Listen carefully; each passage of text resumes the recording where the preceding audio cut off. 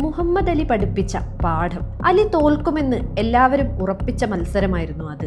1974 ലോകം ഉറ്റുനോക്കിയ rumble in the jungle, കാട്ടിലെ ഗർജനം എന്ന ബോക്സിംഗ് മത്സരത്തിൽ തന്നേക്കാൾ ശക്തിമാനും അജയ്യനും അപകടകാരിയുമായ ജോർജ് ഫോർമാനെ നേരിടുകയായിരുന്നു മുഹമ്മദ് അലി. പക്ഷേ അലി റോപ്പേ ഡോപ്പ് എന്ന് പിന്നീട് വിളിക്കപ്പെട്ട ഒരു ടെക്നിക്കുമായിട്ടാണ് അന്ന് റിങ്ങിലിറങ്ങിയത്. ടെക്നിക്ക് ഇത്രയേ ഉള്ളൂ. ജോർജിന്റെ 5-6 കനപ്പെട്ട ഇടി അലി നിന്നങ്ങ് കൊണ്ടു. എന്നിട്ടൊരു ചോദ്യവും. എല്ലാവരും പറയുന്നത് നീ വലിയ ഇടിക്കാരനാണെന്നാണല്ലോ ജോർജെ, എന്നിട്ട് ഇത്രയേ ഉള്ളോ നിന്റെ ഇടി? ചോദ്യത്തിൽ പതറിപ്പോയ ജോർജ് 2-3 ഇടി കൂടി ഇടിച്ചു. അതും അലി നിന്ന് കൊണ്ടു. എന്നിട്ട് പിന്നെയും ഒരു ചോദ്യം. ഇത്രയേ ഉള്ളൂ നിന്റെ ശക്തി? കുടിച്ച വെള്ളത്തിൽ വിശ്വാസമില്ലാത്ത 2 പേർ ചർച്ചയ്ക്കിരുന്നാൽ എങ്ങനെയുണ്ടാകും? അതാണ് ഇപ്പോൾ കഴിഞ്ഞ, അല്ലെങ്കിൽ ഇനിയും തുടരാൻ പോകുന്ന ഇറാൻ അമേരിക്ക ചർച്ച. 2 പേർക്കും അറിയാം തങ്ങൾ ഒപ്പിടാൻ പോകുന്ന കരാറിന് മഷി ഉണങ്ങുന്ന സമയത്തെ ആയുസേ ഉണ്ടാകൂ എന്ന്. മഷി ഉണങ്ങുന്ന ദിവസം 2-ൽ 1 അത് ലംഘിക്കും. അതുകൊണ്ട് തന്നെ ആദ്യ ദിവസം എന്ത് കിട്ടുമെന്നാണ് 2 പേരും നോക്കിയിരുന്നത്. ഇറാന് പണം വേണം, അമേരിക്കയ്ക്ക് യുറേനിയം വേണം.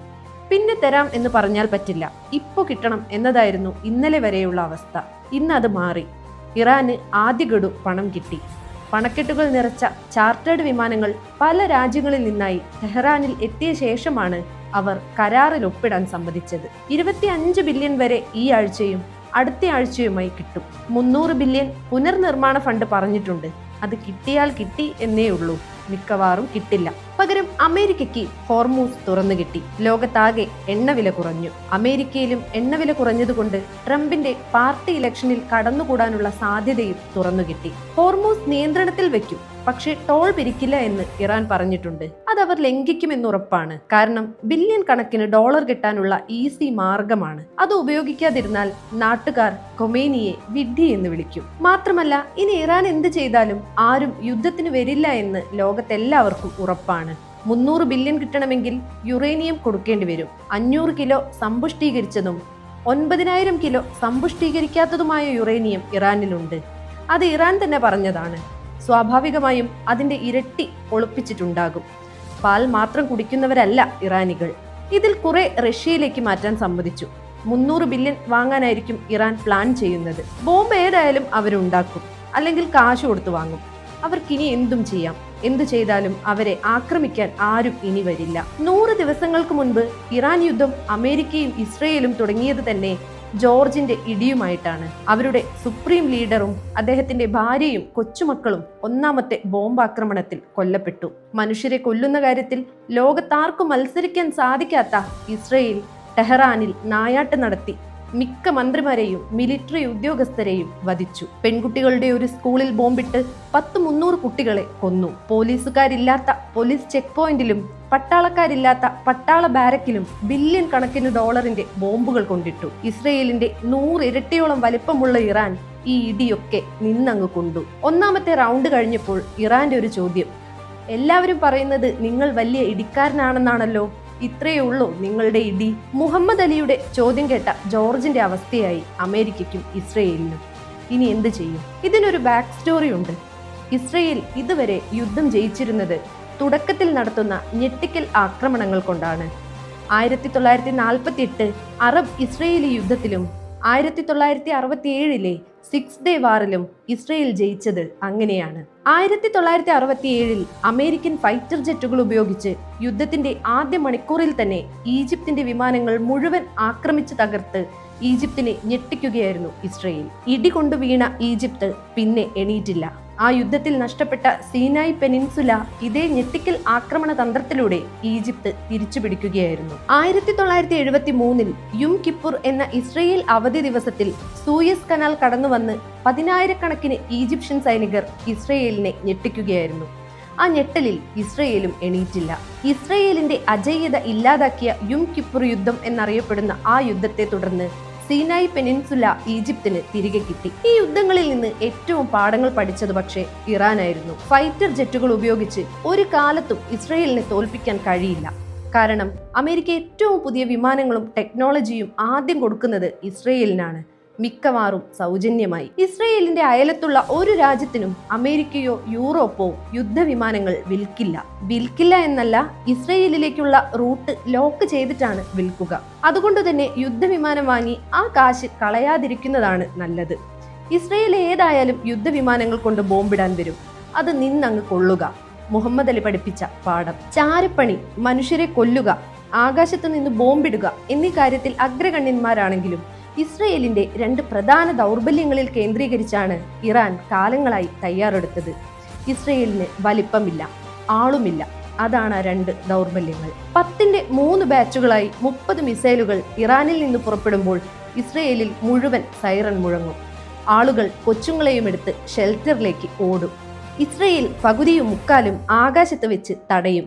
അതിന്റെ അവശിഷ്ടങ്ങളും തടയാൻ കഴിയാതിരുന്ന മിസൈലുകളും വല്ല കെട്ടിടത്തിന്റെ മുകളിലോ റോട്ടിലോ ഒക്കെ വീഴും. 2 മണിക്കൂർ കഴിയുമ്പോൾ ഇനി വീട്ടിൽ പോയിക്കോ എന്ന് പറഞ്ഞ് മറ്റൊരു മെസ്സേജ് വരും. ഇസ്രയേലികൾ മുഴുവൻ കൊച്ചുങ്ങളെയും എടുത്ത് ഷെൽട്ടറിൽ നിന്ന് വീട്ടിലെത്തി ഉറക്കം പിടിക്കുമ്പോഴേക്ക് ഇറാൻ 10ന്റെ 2 ബാച്ചായി 20 മിസൈൽ പിന്നെയും വിടും. ഇസ്രയേലികൾ മൊത്തം തിരിച്ച് ഷെൽട്ടറിലേക്ക്. ഈ കളി രാവിലെ വരെ തുടരും. 10ന്റെ 3 ബാച്ചിന് പകരം 100ന്റെ 10 ബാച്ച് ഇറാനിൽ നിന്ന് വന്നാൽ ഇസ്രയേലിലെ പകുതി ബിൽഡിങ്ങുകൾ നിലംപൊത്തും. ആ പേടിയിലാണ് ഇസ്രയേലികൾ ഇനി അങ്ങോട്ട് ജീവിക്കുക. പകരം ഇറാനിലോ? ഇസ്രയേലിന്റെ ഏകദേശം 100 ഇരട്ടി വലിപ്പമുള്ള ഇറാനിൽ 100 കണക്കിന് വിമാനങ്ങൾ ബോംബിടുമ്പോഴും രാജ്യത്തിന്റെ മിക്ക സ്ഥലത്തും ശബ്ദം പോലും കേൾക്കുന്നുണ്ടായിരുന്നില്ല. 500ഓളം ബോംബ് വന്നു വീണു എന്ന് പറയപ്പെടുന്ന ടെഹ്റാനിൽ പോലും ആ മഹാനഗരത്തിന്റെ മിക്ക ഭാഗങ്ങളിലും താമസിക്കുന്നവർ അതറിഞ്ഞു പോലുമില്ല. ഓരോ ബോംബർ വിമാനവും മില്യൺ കണക്കിന് ഡോളർ ചിലവഴിച്ച് പോലീസുകാരില്ലാത്ത പോലീസ് ചെക്ക് പോസ്റ്റുകളിലും പട്ടാളക്കാരില്ലാത്ത ബാരക്കുകളിലും ബോംബിടുമ്പോൾ മിക്ക ഇറാനികളും സുഖമായി വീട്ടിൽ കിടന്നുറങ്ങുകയായിരുന്നു. ഒരു F-35 വാങ്ങുന്ന പണം കൊണ്ട് 1000 മിസൈൽ ഉണ്ടാക്കാം, 5000 ഡ്രോണും. ഇതിൽ 30 മിസൈലും 200 ഡ്രോണും ഉണ്ടെങ്കിൽ ഇസ്രയേലുകാർ മൊത്തം കുട്ടികളെയും എടുത്ത് രാവിലെ വരെ ഷെൽട്ടറിലേക്കും തിരിച്ചും ഓടിക്കോളും. അമേരിക്കക്കാർ കപ്പൽ പട എന്നും പറഞ്ഞ് കടലിൽ കൊണ്ടുവയ്ക്കുന്ന 3-4 ഫുട്ബോൾ ഫീൽഡിന്റെ വലിപ്പമുള്ള കപ്പലിന്റെ ഒത്ത നടുക്കെങ്ങാനും ഒരു മിസൈലോ ഡ്രോണോ വീഴ്ത്തിയാൽ മതി, അവരതും എടുത്ത് ഓടിക്കോളും. ഇതേ മിസൈൽ ഒത്താലൊത്തു എന്നും പറഞ്ഞ് മുകളിലേക്ക് വിട്ടാൽ ഒരു വിമാനവും 2 പൈലറ്റും താഴെ വീഴുകയും ചെയ്യും. ഇനി ഏതെങ്കിലും രാജ്യം കപ്പൽ പടയുണ്ടാക്കുമോ എന്ന് കണ്ടറിയണം. ഡ്രോണുകളുടെയും മിസൈലുകളുടെയും കാലത്ത് വൻ ബാധ്യതയാണ് കപ്പൽ പട. എത്രയും വേഗം പിരിച്ചുവിട്ട് സ്പെയർ പാർട്സ് തൂക്കി വിറ്റാൽ അത്രയും ലാഭം. ഇസ്രയേലിന്റെ 2ാമത്തെ ബലഹീനതയിലാണ് ഇറാൻ വിശ്വാസമർപ്പിച്ചത്: പട്ടാളക്കാരുടെ എണ്ണം. ആകെപ്പാടെ 1.5 ലക്ഷം പട്ടാളക്കാരാണ് ഇസ്രയേലിനുള്ളത്. അവർ തന്നെ ഗസയിലും ലെബനാനിലും വെസ്റ്റ് ബാങ്കിലുമായി ഡ്യൂട്ടിയിലാണ്. ഹെലികോപ്റ്ററിൽ വന്ന് ബോംബിടുക, അല്ലെങ്കിൽ ടെലിസ്കോപ്പ് ഗണ്ണ് വെച്ച് 2 കിലോമീറ്റർ ദൂരെ വെടിവെക്കുക എന്നിങ്ങനെ 2 ജോലികളാണ് ഇസ്രയേലി പട്ടാളക്കാർ ചെയ്യുന്നത്. ഈ എണ്ണക്കുറവ് കൊണ്ടാണ് എത്ര പ്രാവശ്യം ലെബനൻ കീഴടക്കിയാലും അവിടുന്ന് തിരിച്ചോടേണ്ടി വരുന്നത്. ലെബനനിൽ നിന്ന് 10-20 ഡ്രോണുകൾ ഹൈഫയിലേക്ക് വിട്ടാൽ ഇസ്രയേലി സൈന്യത്തിന് ലെബനാനിൽ വരാതെ ഇരിക്കപ്പൊറുതി വരില്ല, അല്ലെങ്കിൽ നാട്ടുകാർ സമ്മതിക്കില്ല. ഇറാൻ യുദ്ധം തുടങ്ങിയപ്പോൾ ഹിസ്ബുള്ള ഡ്രോൺ വിടാനും തുടങ്ങി. ഇസ്രയേലി പട്ടാളക്കാർ മുഴുവൻ ആ ഭാഗത്തോട്ട് പോയി. ഇറാനിൽ പോയി യുദ്ധം ചെയ്യാൻ അമേരിക്കൻ കരസൈന്യം ഏതായാലും ഇറങ്ങില്ല, നാട്ടുകാർ സമ്മതിക്കുകയുമില്ല. ഇനി വരേണ്ടത് ഇസ്രയേലികളാണ്. ലെബനാനിൽ പോയതിന്റെ ബാക്കി 10,000-5000 പട്ടാളക്കാർ വന്നാൽ ഇറാൻകാർക്ക് അതൊരു ഇരയാകില്ല. ട്രംപിനെ പറ്റി ഒരു 100 കുറ്റം എല്ലാവർക്കും പറയാനുണ്ടാകും. പക്ഷേ പരാജയം മുന്നിൽ കാണാൻ കഴിയാത്തവനാണെന്ന് മാത്രം പറയരുത്. ഒരു ബിസിനസ്സുകാരൻ എന്ന നിലയിൽ പൂട്ടാൻ പോകുന്ന ഒരു ബിസിനസ്സിനെയും പിന്നെയും കാശിറക്കി രക്ഷിക്കാൻ ട്രംപ് ഒരിക്കലും ശ്രമിച്ചിട്ടില്ല. ബാങ്ക്രപ്സി ഫയൽ ചെയ്ത് ഉടൻ തലയൂരും. ഗാംബ്ലിംഗിൽ നഷ്ടം വന്നു തുടങ്ങുമ്പോൾ തന്നെ മുങ്ങും. കൂടുതൽ നഷ്ടപ്പെടാൻ നിൽക്കില്ല. റിയാലിറ്റി ഷോയുടെ ഭാഗമായിട്ടാണെങ്കിലും ചിലപ്പോഴൊക്കെ ബോക്സിംഗ് റിങ്ങിലും റെസ്ലിംഗ് റിങ്ങിലുമൊക്കെ ട്രംപ് കയറിയിട്ടുണ്ട്. ഇടി കിട്ടുമെന്ന് തോന്നിയാൽ അപ്പോൾ പുള്ളി കൈ ഉയർത്തി കാണിക്കും. ഇറാൻ യുദ്ധം ഇനിയും തുടർന്നാൽ മുഹമ്മദ് അലിയുടെ ബോക്സിംഗ് റിങ്ങിൽ ജോർജ് മലർന്നു കിടന്നതുപോലെ കിടക്കേണ്ടി വരുമെന്ന് മനസ്സിലാക്കിയ ട്രംപ് കറക്റ്റ് സമയത്ത് തലയൂരി. അമേരിക്കൻ കപ്പലുകളെ മിസൈലിന് വിട്ടുകൊടുത്ത് അമേരിക്കൻ പട്ടാളക്കാരെ ഇറാനിൽ ഇറക്കി കൊലയ്ക്ക് കൊടുത്ത് ചുളിവിൽ യുദ്ധം ജയിക്കാൻ നോക്കിയ ഇസ്രയേലിന്റെ നഷ്ടമാണ് ശരിക്കുള്ള നഷ്ടം. അത് ഈ യുദ്ധത്തിലെ നഷ്ടമല്ല, ഗ്രേറ്റർ ഇസ്രയേൽ എന്ന പദ്ധതിയുടെ അവസാനമാണ്. ഇറാഖ്, ലിബിയ, ഇറാൻ, തുർക്കി എന്നിങ്ങനെ പരിസരത്തുള്ള രാജ്യങ്ങളെയൊക്കെ അമേരിക്കയെ ഉപയോഗിച്ച് നശിപ്പിച്ച ശേഷം ഇസ്രയേലിനെ മിഡിൽ ഈസ്റ്റിലെ ഒരേ ഒരു ശക്തിയാക്കാനും അതിർത്തികൾ വിപുലീകരിച്ച് ഗ്രേറ്റർ ഇസ്രയേൽ എന്ന പദ്ധതിയിലേക്ക് ക്രമേണ നീങ്ങാനുമുള്ള ദീർഘകാല ലക്ഷ്യത്തിന്റെ അവസാനം. അടുത്തത് തുർക്കി എന്ന് ഇസ്രയേലി നേതാക്കളും അവരുടെ പ്രൊപ്പഗണ്ടക്കാരും രഹസ്യമായും പരസ്യമായും പറഞ്ഞു തുടങ്ങിയിരുന്നു. ഇറാൻ യുദ്ധം തുടങ്ങുന്നതിന് മുമ്പേ തന്നെ. 2 കാരണങ്ങൾ കൊണ്ട് ഇനി അതൊന്നും നടക്കില്ല. ഒന്നാമത്തെ കാരണം, ഇസ്രയേലിനെ തോൽപ്പിക്കാൻ ബോംബറുകളും കപ്പൽ വ്യൂഹങ്ങളും ഒന്നും വേണ്ട, 2000 മിസൈലുകൾ മതിയെന്ന് എല്ലാവരും മനസ്സിലാക്കി. രണ്ടാമത്തെ കാരണം, ഇനിയൊരു അമേരിക്കൻ പ്രസിഡന്റ് ഇസ്രയേലിന് വേണ്ടി യുദ്ധത്തിനിറങ്ങില്ല. നിരന്തരം നടത്തുന്ന ചാരപ്രവർത്തനങ്ങളും കൊലപാതകങ്ങളും കൊണ്ട് ഒരു രാജ്യം എല്ലാ കാലവും മുമ്പോട്ട് കൊണ്ടുപോകാൻ കഴിയില്ല എന്നും തങ്ങളുടെ എണ്ണത്തേക്കാൾ കൂടുതലുള്ള തദ്ദേശീയരെ എന്നും അടിമകളെ പോലെ ഭരിക്കാമെന്നുമുള്ള ഇസ്രയേലിന്റെ തോന്നൽ ഈ യുദ്ധത്തോടെ അവസാനിച്ചു. മനുഷ്യരെ തുല്യതയോടെ കാണുന്ന ദക്ഷിണാഫ്രിക്കൻ രീതിയിലുള്ള ഒരു പരിഹാരത്തിന് മുന്നിട്ടിറങ്ങിയാൽ യൂറോപ്പിൽ നിന്ന് വന്ന അധിനിവേശക്കാരായ ഇസ്രയേലികൾക്ക് ഫലസ്തീനിൽ ജീവിക്കാം. അല്ലെങ്കിൽ 200 കൊല്ലം ഭരിച്ച ബ്രിട്ടീഷുകാർ ഇന്ത്യ വിട്ടതുപോലെ സ്ഥലം വിടാം. ഒന്നുകിൽ ഇന്ത്യൻ പരിഹാരം, അല്ലെങ്കിൽ ദക്ഷിണാഫ്രിക്കൻ പരിഹാരം. അമേരിക്കൻ വൈസ് പ്രസിഡന്റ് ഇന്നലെ പറഞ്ഞതുപോലെ എല്ലാവരെയും കൊന്നു തീർത്തതിനു ശേഷം തങ്ങൾക്ക് സുഖമായി ജീവിക്കാമെന്ന വിചാരം ഇസ്രയേൽ ഒഴിവാക്കുന്നതാണ് നല്ലത്. ഇപ്പോൾ ഇറാൻ നേടിയ വിജയം യഥാർത്ഥ വിജയങ്ങളാവണമെങ്കിൽ കാലത്തിനനുസരിച്ച മാറ്റങ്ങൾ അവർ ആഭ്യന്തര രാഷ്ട്രീയത്തിലും വിദേശ നയത്തിലും വരുത്തണം. പ്രകൃതി വിഭവങ്ങൾ കൊണ്ട് സമ്പുഷ്ടമാണ് ഇറാൻ. ഭക്ഷ്യകാര്യത്തിൽ ഉൾപ്പെടെ പല കാര്യത്തിലും സ്വയം പര്യാപ്തതയുണ്ട്.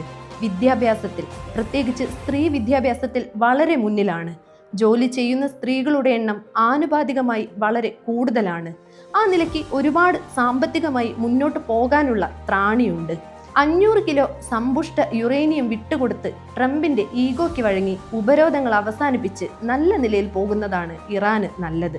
കാശുണ്ടെങ്കിൽ ബോംബ് പാകിസ്ഥാൻ തരും, അല്ലെങ്കിൽ ഉത്തര കൊറിയ, അല്ലെങ്കിൽ രഹസ്യമായി ഏതെങ്കിലും മലകൾക്കടിയിൽ ഉണ്ടാക്കാം. അതിപ്പോൾ വലിയ കാര്യമൊന്നുമല്ല. റംബിൾ ഇൻ ദ ജംഗിൾ എന്നായിരുന്നു മുഹമ്മദ് അലി ജോർജ് ഫോർമാൻ പോരാട്ടത്തിനിട്ട പേര്. ബോക്സിംഗ് ചരിത്രത്തിലെ ഐക്കോണിക് നിമിഷങ്ങളായിരുന്നു അതിന്റെ അവസാനം. 6 റൗണ്ട് കഴിയുമ്പോഴേക്ക് അടി കൊണ്ടല്ല, അടി കൊടുത്ത് തളർന്നുപോയി ജോർജ്. 8ാം റൗണ്ട് അവസാനിക്കാൻ 20 സെക്കൻഡ് ബാക്കി നിൽക്കുമ്പോൾ റോപ്പിൽ നിന്ന് എണീറ്റ് വന്ന അലി അതുവരെ തോൽവി അറിഞ്ഞിട്ടില്ലാത്ത ജോർജിനെ റിങ്ങിന്റെ നടുവിൽ വെച്ച് കനത്ത ഒരു ഇടി ഇടിച്ചു. അടികൊണ്ട ഫോർമാൻ കറങ്ങി കറങ്ങി നിലത്തു വീണു.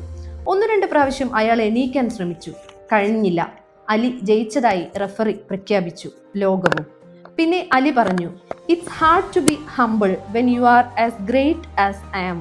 ഒരേ സമയം വിജയിയും അതേസമയം വിനയമുള്ളവനുമായിരിക്കുക എന്നത് വലിയ ബുദ്ധിമുട്ടുള്ള കാര്യമാണ്. ഇസ്രയേലിനും അമേരിക്കയ്ക്കും അത് കഴിഞ്ഞില്ല. ഇറാന് അത് കഴിയണം.